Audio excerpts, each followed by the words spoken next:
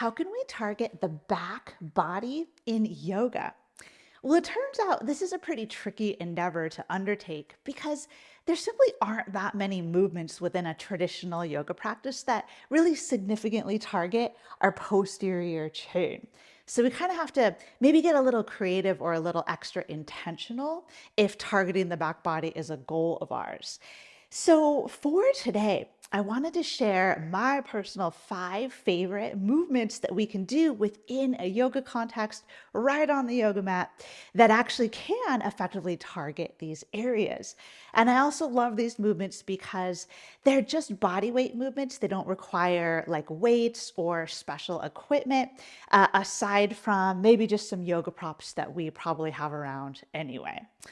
So these will be my 5 favorite ways to target the back body in yoga. And then I just wanted to offer just a quick like disclaimer about why I'm using the word target the back body and not strengthen the back body. And that's just because in order to truly strengthen a muscle, we have to work that muscle to or close to the point of failure. And then we have to do that, regularly over time so that we input a good amount of volume for strength adaptations. And we also need to be able to progressively overload the movement over time. So that's what we need for true strength adaptations. And those qualities don't tend to be very present for the most part in a yoga practice setting. So you certainly could treat these movements that I'm going to share today. You could treat them in a strengthening way.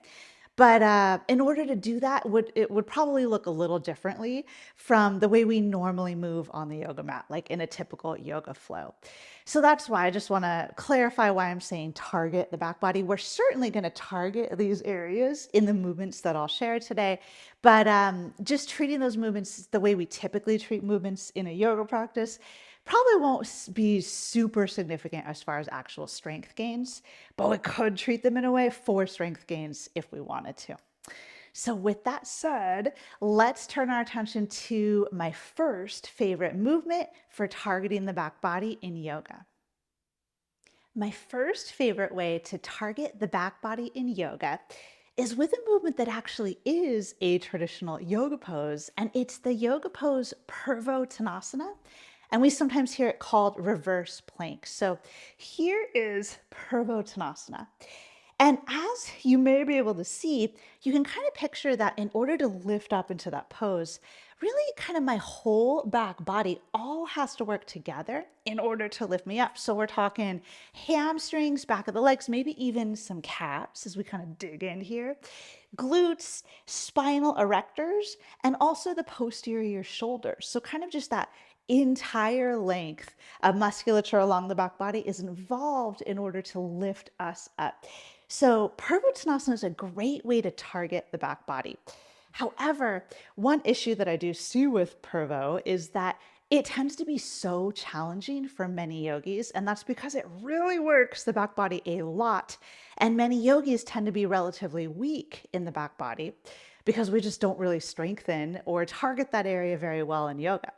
So that kind of combines to make a pose that I feel is just like maybe almost beyond the strength level of many yogis. And when we practice any movement that's just like higher than our ability to, practice with control and hang out in a while, if it's just be like too much for us, then we're not going to embody it in a way that will actually target our body effectively or potentially strengthen. So what I tend to see, and I know this because I used to do this in Purvottanasana, when I would practice this, it was included in the primary series of Ashtanga yoga, which I used to do. So we visited it one time in the practice, and this would be me. I would just be like, and then I would just move right on because it was just way too hard for me. And when we treat any, movement that way, we're just not really going to receive those quote targeting benefits. So what I like to suggest is if Purvottanasana does feel very challenging for you, maybe so much so that it's just not really a great movement to actually, incite some positive change in your body, you can regress or reduce the challenge of Purvottanasana. And then maybe it can meet you at your appropriate strength edge. And a good way to regress reverse plank is to simply elevate your hands. So this is one way that I like to offer to regress Purvottanasana. Hands up on blocks is a good modification or a regression. So I have my hands on the blocks. They're not down on the floor, they're higher. And then this gives me a mechanical advantage and just helps me embody the pose with less effort. So it makes it like more tolerable and maybe I could hang out there longer. And to be honest, blocks are great, but still that might not be enough height for many people and like their back body strength. So really what could be great, and it's not necessarily so practical in a yoga setting, but to have your hands on a chair. So if like every yoga student or every yoga mat had a chair by it, and I know in some yoga settings we do have chairs, but hands up on a chair would be even higher. So then you would, have your hands like there and your legs forward and lift up like that. That would be even less challenging than hands on blocks. And I really like that as well. But anyway, Purvottanasana or reverse plank is my first suggestion for back body targeting. My second favorite way to target the back body in a yoga context is with one of my favorite movements, and this is called bridge slides. Now, you might remember that with Purvottanasana, which we just went over, we kind of talked about that Purvottanasana is really targeting the whole back body, kind of just in a general way. Many muscles all the way along the back body. Bridge slides are actually a little more focused, and these will specifically target our hamstrings. And of course, more than just the hamstrings is involved in this movement, but this really does kind of target the hamstrings more than any other area. And so you probably know regular bridge pose. So in regular bridge pose, pretend the blanket wasn't here and my mat was all the way rolled out. You have your feet down and you lift up here. And as you can see, my back body, but especially kind of glutes here, has to work to lift my pelvis up. So this is kind of typical bridge, and we might hold it isometrically. Maybe sometimes we lift and lower. But with the bridge slide, we bring in a yoga blanket or just any other object that can slide across the floor. So, a washcloth, a towel, if you have carpet, paper plates under your feet can be great, or glider discs. But feet on something that slides. And then we lift back up into bridge part. So this part we kind of know we're familiar with, but then we keep our hips lifted and we slide our feet out and slide back in. And now you can see my knees are moving through knee extension and knee flexion. And the muscle group that's controlling all of that is the hamstrings. And I totally feel that right now. The work I was just doing through these hamstrings. So the version of bridge slides that I just showed is a pretty progressed version for when you have maybe more strength in your hamstrings. But when you're first starting out with this movement, you could be as simple as just having your pelvis on the floor, slide out, and then dig your heels down and slide back in. This would be a good first stage to start with. And then once you feel like you can do that several times in a row, you could try a stage 2, which would be to lift your hips up, keep them up, but only on the slide out. So this would be the eccentric or the lower. And then once you're done, hips stay down, and then you slide back in. That's a good stage 2. Stage 3 would be like what I showed, where you keep the hips up the whole time, out and in. And then beyond that, you could do single leg variations. You could add a weight to the blanket. So you have to actually pull more weight in order to pull the blanket back. So those are ways you could add on beyond just these variations that I've shown here. But hamstring strength tends to be something that many people lack in general, but particularly yogis, because although we do, stretch the hamstrings a lot in yoga, it's very rare that we do very much to target or strengthen them. And I know I made that clarification about using the word targeting in this video and not so much strengthening. But with bridge slides, this is a good movement that really is quite strengthening. And if you really did several in a row and brought this into your practice pretty regularly, I definitely think bridge slides we could use the word strengthening here.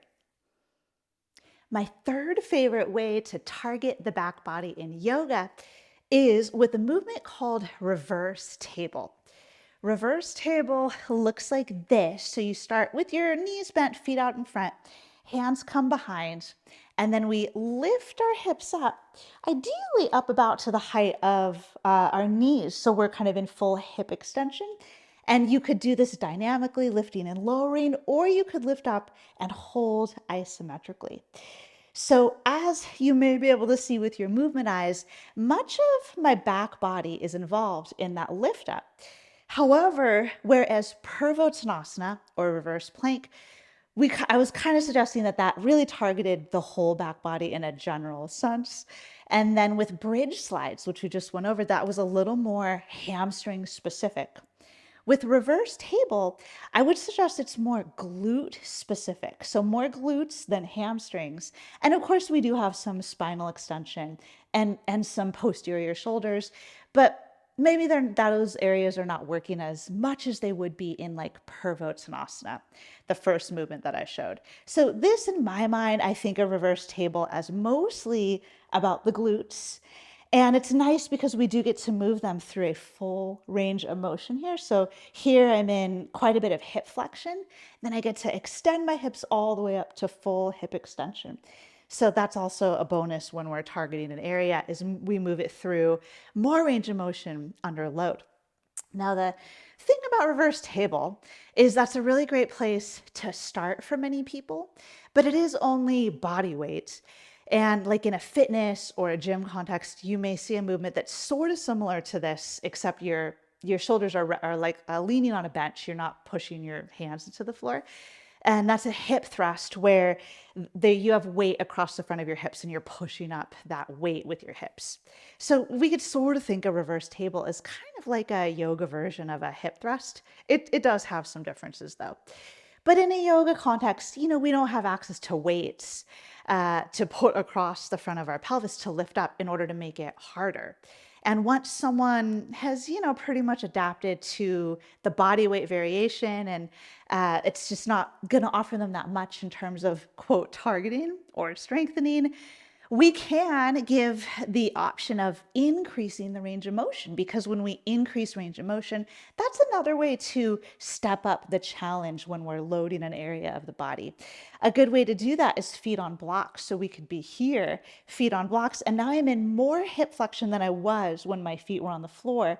More hip flexion, so my glutes are stretched more here.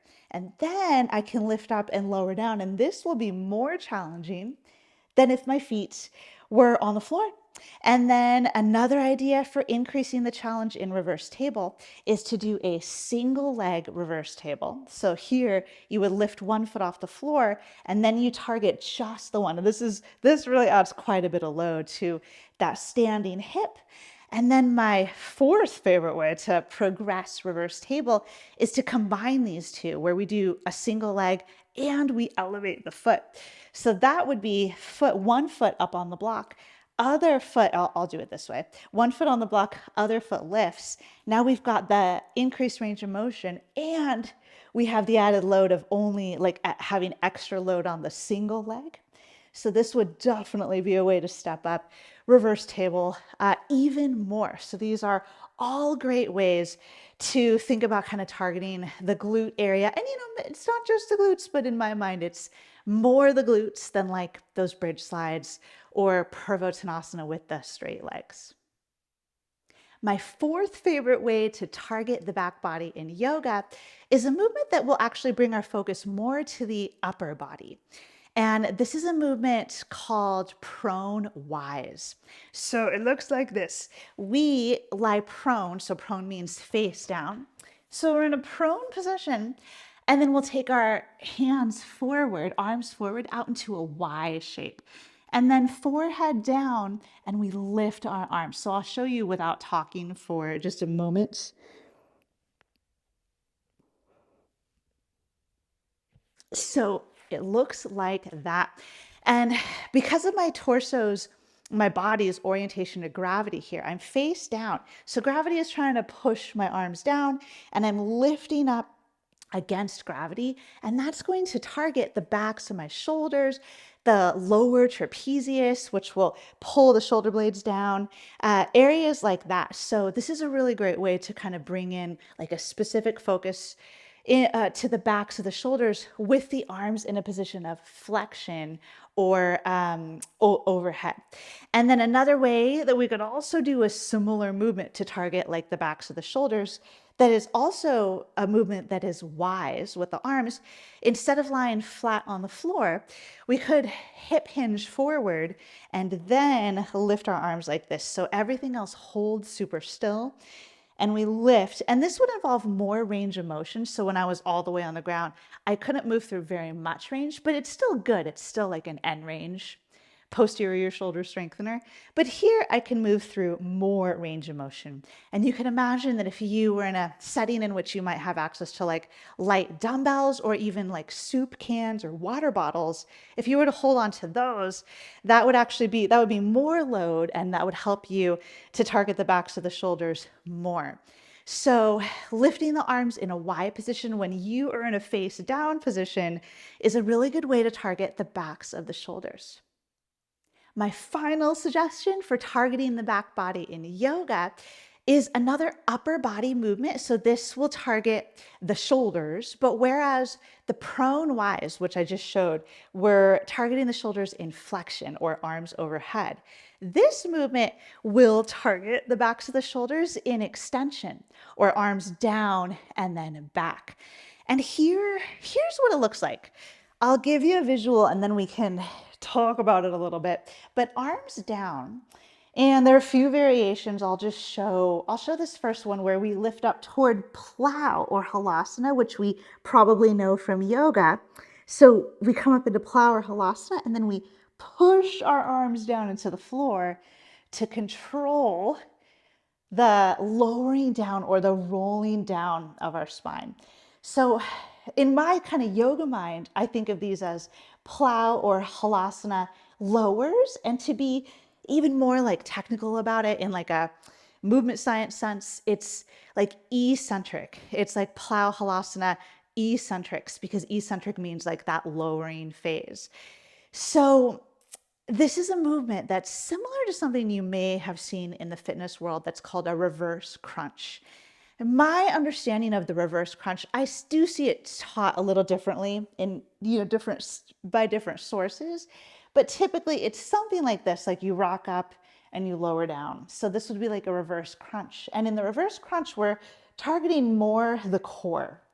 But with these halasana lowers, the core is definitely still involved.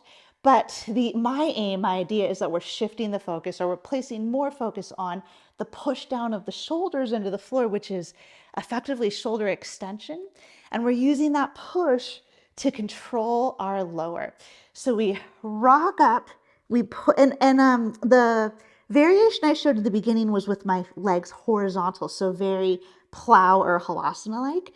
But if we find this not to be super challenging, we could increase the challenge by taking the legs more vertical, so more toward a shoulder stand.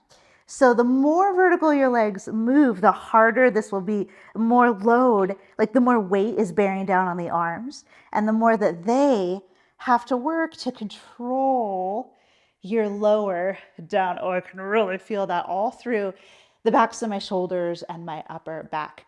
So I like to call these plow or halasana lowers, because rather than focusing on the entire movement, like the lift up and the lower down, which we do in many other types of movements when we're targeting or strengthening an area of the body, with this particular movement, most people, there are some exceptions, people who are super strong, but most people don't have the strength to lift up with control, to lift up through that full range.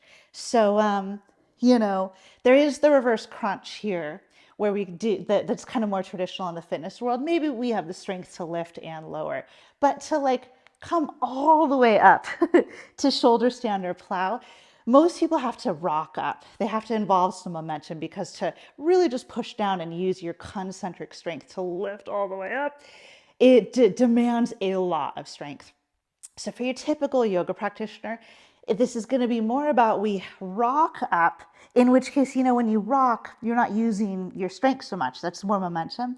And then the focus of the quote targeting or the quote strength can come in where we actually can control the movement, and that is on the lower down. So we tend to be able to control the lower down, but not so much the lift up. And that's why I would refer to this movement as something like a plow or a halasana lower, or a plow or halasana eccentric. That wraps up my 5 favorite ways to target the back body in a yoga setting. If you appreciated this content, subscribe to my channel so you can stay up to date on all of the content that I share.